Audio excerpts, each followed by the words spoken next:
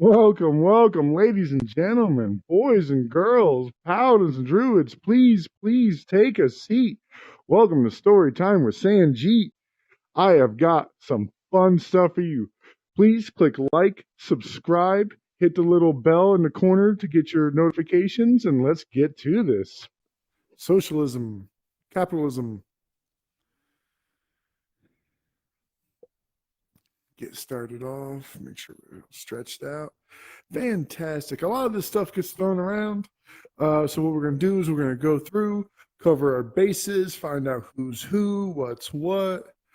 It's going to be a little bit of a vocabulary lesson, some of a history lesson, a little bit of an economics lesson. Hopefully, all put together. It's a good time. Let's get started. All right. It all starts with Karl Marx, a little German philosopher, born in 1818, died in 1883. What's that? A little less than 70 years. That's primarily what he was. He is like in his time, he was a philosopher. He was a dude walking around, playing little logic word games with people. That's primarily what he is. He's not like his career focus wasn't like, political activist, change the world kind of guy. He was just like, hey, here's a neat little game. Let's thought experiment. Let's play it. His big thing was conflict theory. And conflict theory is what he observed over time of happening in wage slavery, always leading to revolution. China, Egypt, Rome, things like this. Anytime you have some kind of functional wage slavery, kind of a haves versus has-nots, the one business owner versus the 10 little worker ants kind of thing. There's like a power gap, especially within resources. You got your hourly wage. You also got being paid contractually, so that you're basically on the clock all the time. But that's what he observed. So he had this little thing of like, when you have the worker group and you have the owner group or the leader group, eventually that power dynamic leads to like a flip, where the people on the bottom, the poor, the slaves, the workers, they always flip the system. And there's like a series of events that lead up to that. That's him. That's Karl Marx conflict theory. That's his little show up and like, oh, I can predict the end of whatever. And what made this all fun, okay, I don't want to skip ahead. But his big thing was, if we could understand conflict theory, why the little parts always happen that they do, to keep this flip from happening, we could have more of like a homeostasis or some kind of stability where you won't have a flip again. So that's where the conflict theory eventually leads in to, if we can understand it and manipulate it or exercise it somehow, we can achieve utopia.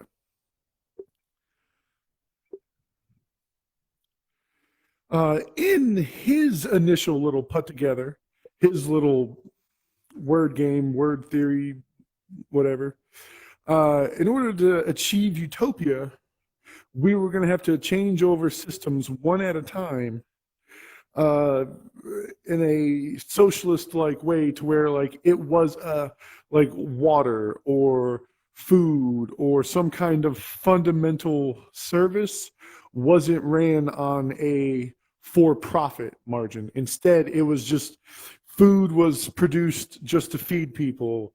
Medicine was produced just to heal people. It wasn't like a for-profit kind of thing. But he wanted to switch things over one at a time, because it is very destabilizing when you're coming from like a pure capitalistic, this for that, using some kind of medium like money or currency.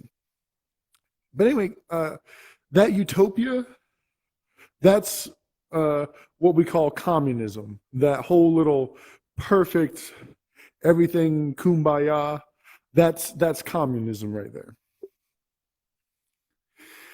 Now, 1848, he goes to a political convention. Now, he brings with him the Communist Manifesto. The Communist Manifesto is conflict theory, but armed for political warfare. He teams up with another guy, and they write the Communist Manifesto, where they use conflict theory as a justification to say that, hey, the onset of the Industrial Revolution is happening. We don't know how it's going to play out, but accelerationism has gone from a theory to a real thing with the Industrial Revolution. And we're worried that now when flips happen, they're going to be super violent. Instead of hundreds dead, we're going to have millions dead.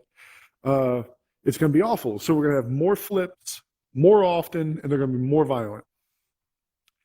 So in the Communist Manifesto, instead of calling for one step at a time to switch everything over, at the end of it, it calls for everyone to take up arms and for a worldwide violent revolution to flip every country to communism. When we get to China, I'll explain why when you're a communist, all your neighbors need to be communists too in order for this to work. But that right there died before the book could be finished. That's very important because, again, they didn't know how the Industrial Revolution was going to play out, or even, I believe they didn't even, I'm not 100% sure, but I believe they didn't even know that it was called the Industrial Revolution when it happened in his time. They just knew that one worker can now do the work of multiple workers, but he's still being paid the same. So based on those formulas, like math formulas of more production for the same amount of wage, that's what led to the theory of, okay, now those flips, which are going to happen no matter what, they're inevitable, they're going to be more violent because of this Industrial Revolution. So the book calls for violence, but even in it, it's commented that, or in it and about it, Karl Marx even said, like, the book is not finished because we don't have all the information we're going to need to have a super accurate prediction. Now, this is where we come down to it. We laid down the foundations. Who's Karl Marx? How did this whole little fiasco get started? And you'll notice I've got capitalism, socialism, and communism with with theory there, because we've never had pure communism. Again, I will get to the communists need to have communist neighbors. We'll get to that. That's why there's never been pure communism. Right? But just so that we can kind of, sorry, technical issues. Let's get some groundwork, some vocabulary in here. Socialism, capitalism. What do they have in common? What are we talking about? Okay. The things that socialism and capitalism have in common, they both use currency. They both, like, you can own private land in both these systems.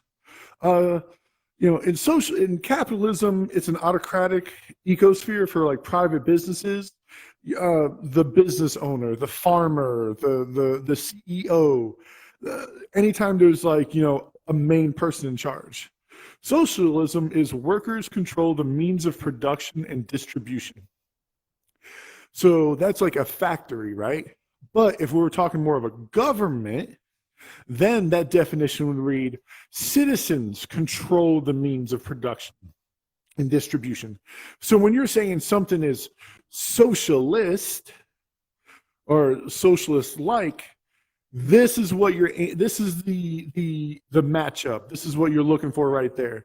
The workers, the main group of people control the means of production and distribution. All right.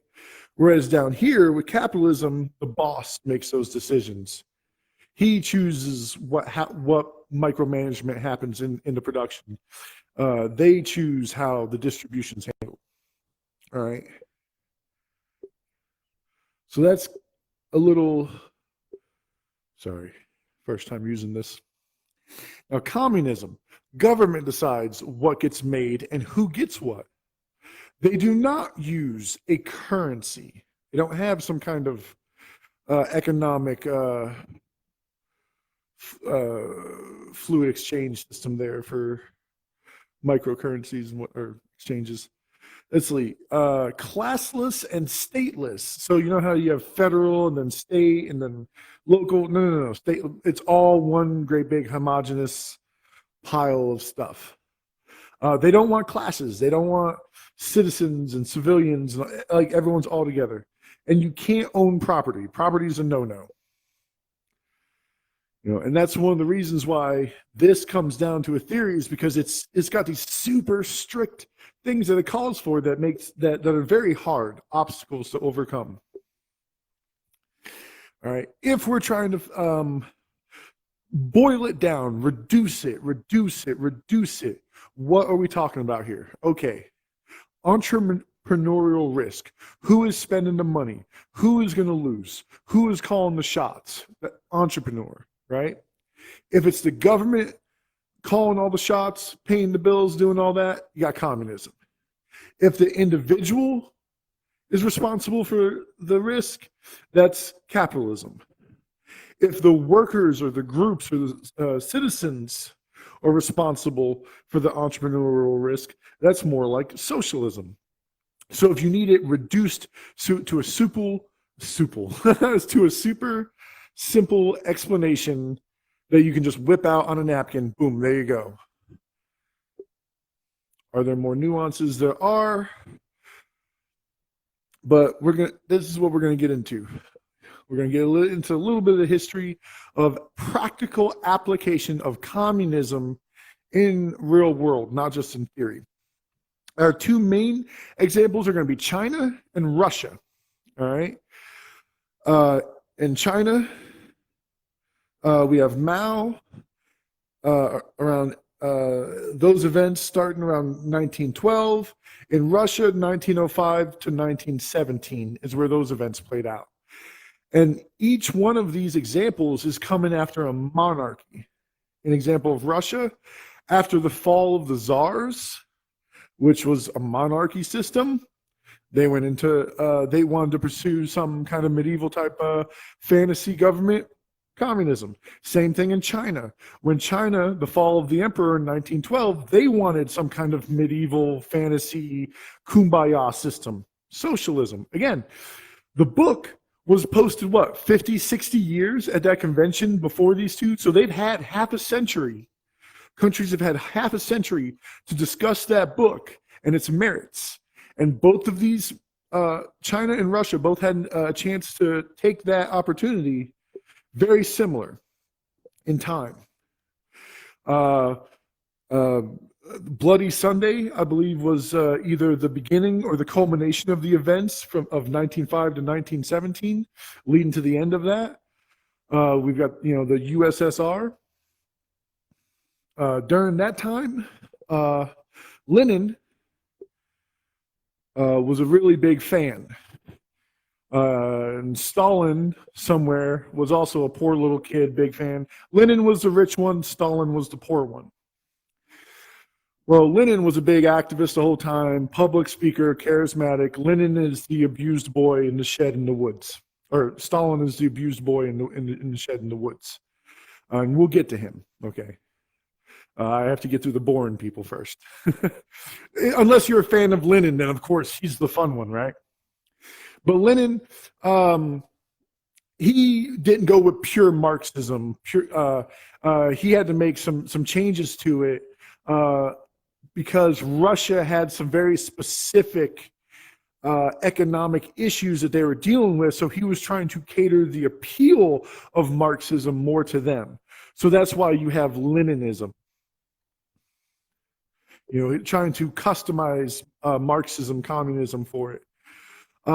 Lenin is famous for anarcho-communism. That is the coup d'etat, the we're not going to vote, we're just going to show up with a bunch of mustaches, goatees, and guns, and we're going to take over the government, which is what he did.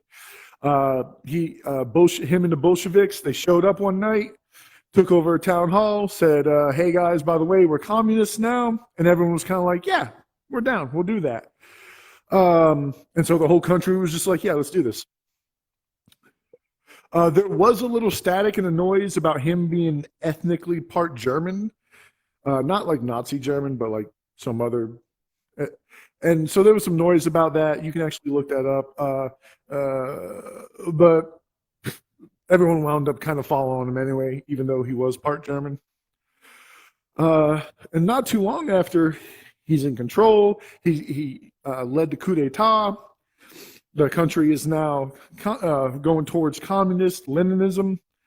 All of a sudden, boom, a series of strokes, he's out of the game. Need to recenter this. Stalin, at this point, was one of the two apprentices or Padawans working for Lenin. And during this time, from Lenin, from the coup d'etat to his death, Stalin basically was playing super toxic office politics, and he eventually was able to get his secretary-like job to have like military power and all of it, like to the point to where he had control of the government. But it wound up not being too much different from what Lenin was ruling with, because he almost, despite trying to have 3 different seats of power in the government, he was the only ruler essentially until he was replaced. And then the only ruler they had was Stalin for a while. And then once after Stalin was gone, then they could try to pick and choose their own leaders. And because of this, both Leninism and Stalinism were not communism. They were more of an autocracy by definition. So it was a really good try, and both of them took okay, well, I'm going to do bad things in order to get things done. But neither one of them, Stalin was the country tough boy, Lenin was the really clever, charismatic city boy, but neither one of them ever served summers on a farm and work in some kind of postal service. So food and logistics were just not in their tool set of skills. So even though Lenin could whip people up into a frenzy and people were deathly afraid of Stalin, that didn't innately give them the ability to be farmers. So when Lenin and Stalin kicked the farmers out of Russia, yeah, food production needs to go up every year. And when they did that, food production actually dipped by about 20 some odd percent. And over a course of 4 years, 6 million people starved. And it's supposed to be anywhere from 6 million to 15 million. So even 6 million going with the lowest, that is ridiculous. And it's just bad math, bad planning, bad logistics. That's a bunch of angry people not thinking forward ahead of time, man. It's really crap, and I hate that it happened. But let's flip over to China for me. Fall of the Emperor, 1912. Man, please forgive me. Sun Yat-sen's Republican Revolution is what ended that monarchy. And they had a temporary government that they had for a while, but the country needed to choose a new system. And they were really digging Marxism. They thought Lenin was the bee's knees, and they were totally willing to buddy up with Stalin because he was in charge by the time we get to where the communists are calling the shots. Now, what we have with this is, during this time of trying to figure out who they want to be, what kind of government they want to have, there was an expression of hey, feudalism was kind of cool, but instead of funneling everything to the emperor, if we could kind of keep things local, that would just be the greatest. But invasion by China or Japan, so they didn't have time for theory crafting and road building and stuff. It basically came down to Japan's attacking, they're taking everything over, they're burning stuff. Where do we hide until they get tired of killing us? It was awful. It was awful. I'm not saying they didn't fight back. They did. It was just awful. So they didn't have time to really pick and choose where they wanted to go. During this time, the communists got forced to walk up into the mountains. It's kind of like a trail of tears, but something called the long walk or the long jaunt or something like that. Similar situation, they go up to the mountains, they kind of have their own society, where they did have a closed system where they could practice their own stuff, their own versions of government and stuff like that. And of the leaders there, you had Mao. And Mao was constantly making adjustments to Marxism and Leninism because, again, fan of Marxism, fan of Lenin, but he was willing to work with Stalin. Until Stalin said he wasn't going to team up with them to fight the Japanese. He's like, hey guys, I want to play a neutral in this fight. Then the Chinese were like, nah, man, Stalin's gay. And inevitably, the party that was in power wound up saying, hey, the communists are more important than the Japanese. The Chinese people didn't really agree with that. They overthrew those guys and they said, let's go with the communists, team up with the communists to fight the Japanese. And that's essentially why the communists came to power.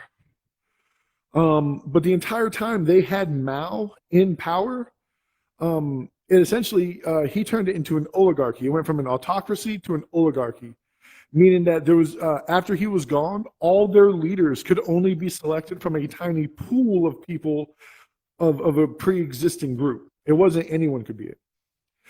And yes, they're actually huge fans of capitalism. Big fans of wealth and richness and working hard and getting paid extra.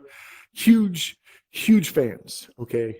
But for their government and for their country, they want something that's a little more kumbaya, hand-holdy. The only problem is when you go hardcore extreme communism and you're surrounded by capitalists, that means you can't just trade food for food or food for doctors. Like you have to keep a reserve of money so that you can sell off your excess food, buy medicine you're short on, sell excess medicine or buy excess food. Like you still have to use current money and currency because your neighbors do. You can't have a true communism because of the way the trading and the services are done there. There is no fluid medium of exchange there for services. That's why they need all their neighbors to be communists as well. It doesn't matter, Russia, China, everyone, they need that. And this is why when people are like, what are your thoughts on socialism? Love socialism. I think socialism is great. Is it for every situation? No, it's not for every situation. Like the right tool for the right job gets the job done in the right way, with the least amount of stress and hurt. And so there is a clear distinction between socialism and communism. A lot of people like to bring up Cuba and Venezuela. I actually would like to challenge that example. I think I have a much better example for everyone. Because Cuba and Venezuela are very different. They're not both communist and they're not both socialist. I've actually got the one that I'm interested in, Cuba. Because of extenuating circumstances with the Cold War and all that, and paths and decisions that they took for that, a much better fit is going to be Venezuela and Norway. Why? Beverly Hillbillies style, they both get oil rich, and it's about the same time too. And this is where we have two divergent schools of thought. Norway, when they got oil rich, was like, oh man, we need child health care and roads and blah, blah. So we need to invest because we're going to need this stuff for a while. Venezuela was like a retired grandmother. Boy, she was paying off all her debts, picking up new bills, got satellite TV, got a new car. They went for more of a retirement lifestyle, whereas Norway was more of an investment lifestyle. Let me give you some examples. Norway, they plotted a financial path and monitored it with hedge funds. They micromanaged where that money went how much it was going to generate, what they were going to do with that money later on. Whereas Venezuela, with their retirement policy, they took on more of a lottery curse or a Dutch disease. That's not really one I've ever heard, but it was up there, so I put it up there in case. This is one of those like soda and pop things where one side of the world thinks it's soda and the other part thinks it's pop. I know it as lottery curse. Lottery curse. Meaning that with Venezuela, they had two leaders, Chavez and then Maduro.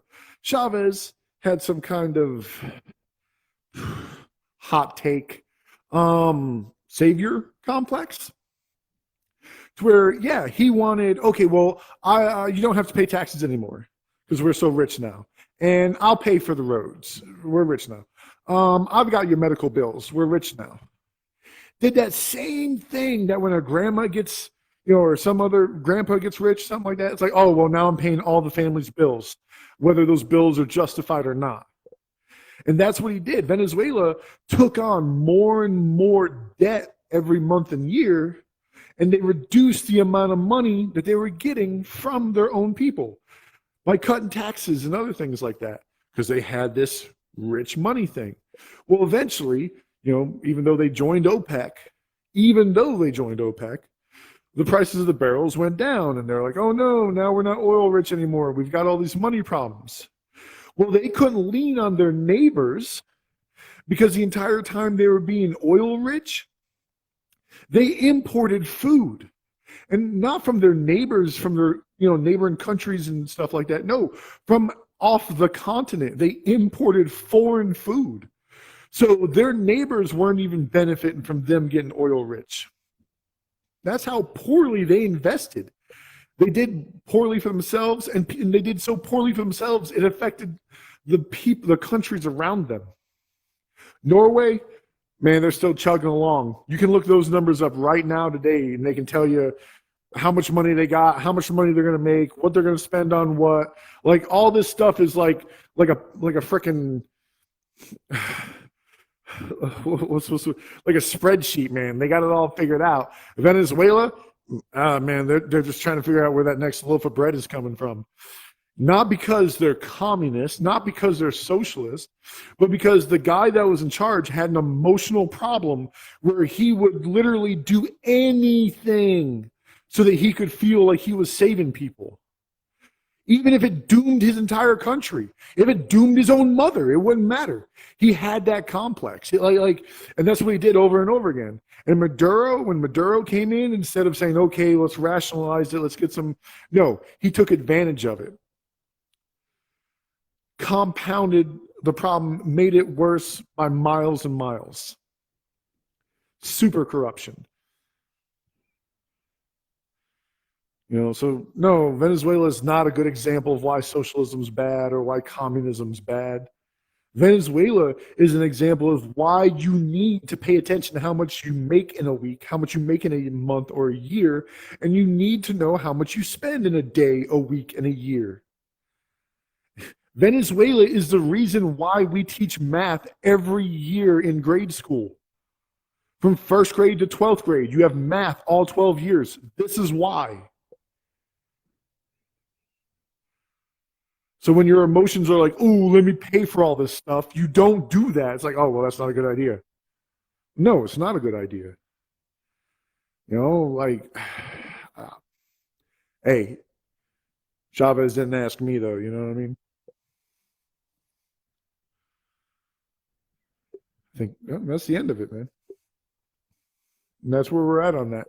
Communism, because there's an L in there, right? I'm sorry, I can't speak. Communism, capitalism, socialism.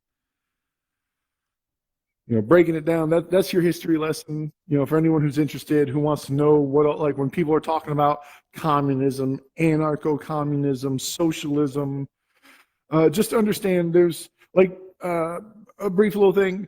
There's a big difference between a democratic socialist and a socialist democracy. So there's a lot of nuance in between all these different names and stuff. Sometimes they're really similar, sometimes they're not.